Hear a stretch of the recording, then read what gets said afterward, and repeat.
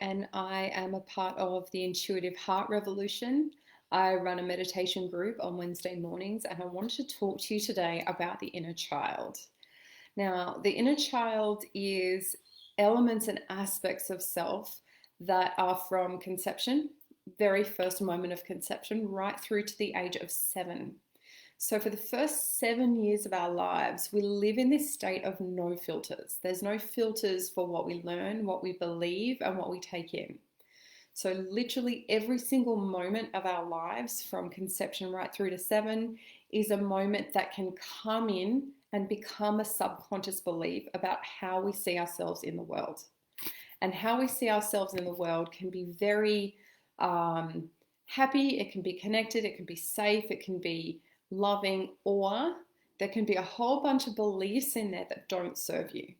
And that could be anything from being very angry or reactive to certain behaviors, right through to feeling very scared about life, right through to not being able to be connected in relationships. It can manifest as a whole bunch of different ways, but essentially, there's a lot of theory in psychology and even in the spiritual world that suggests that any part of us that goes into tantrum as an adult, or high reaction or reaction as a general rule, is our inner child taking over essentially and creating the behavior instead of the adult.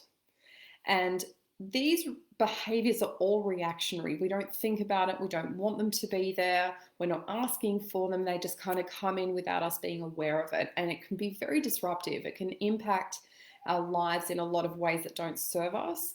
And it can create a lot of issues and problems.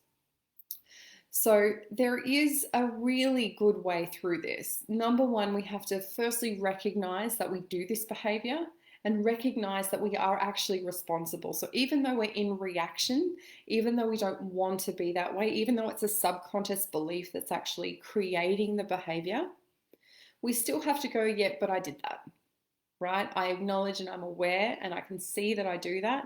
And yes, that's me, okay? We don't kind of create a sense of responsibility and then self-bash around it. It's just an awareness process. Oh yes, I'm really aware that when people slam a door, I get really angry and I react before I think. Now, there is some really beautiful tools that you can do to come in and connect with your inner child. Now, your inner child is essentially parts of you on your internal landscape that form part of how you are right now. And you can close your eyes and connect with that part of your inner child at any moment of your life. When you have some time, you just place your hands on your heart space, you close your eyes, and you connect into your inner child and you ask them how they are. Now, you might have an aspect that shows up at age 1 or at age 3 or at age 5. It doesn't matter. You just connect in, you close, and you check in with them. And you ask them how they are. You see how they're feeling and you validate their feelings. Children always need validation, and they need to be seen and they need to be heard. So you always make them feel safe. You always make sure that they feel okay about their feelings. Feelings are never wrong. They're never bad. They just are. So you give them that moment of clarity and recognition. I see you and it's okay to feel that way. There is nothing wrong with you. You are perfect just the way that you are. And when you have that conversation with them, then all of a sudden they can actually start to feel that sense of validation and they start to feel safer, which is huge. Safety for children is huge. So validation is really important. And then just remember to let them know that you will always be there for them, that you are always a constant presence in their lives if they need you. Let them know that you love them and you give them a hug. It's all in your mind's eye. It's amazing how powerful this is. You just give that inner child a giant 7-second hug, allow them to feel safe, and then let them go. And I invite you to do that every time you become aware of and have a behavior that you don't like. When you've done it, when you've connected and released that inner child, I want you to just recheck in with that behavior that you've had in the first place and see how you feel. Do you still feel reactive? Do you feel like you now have a choice?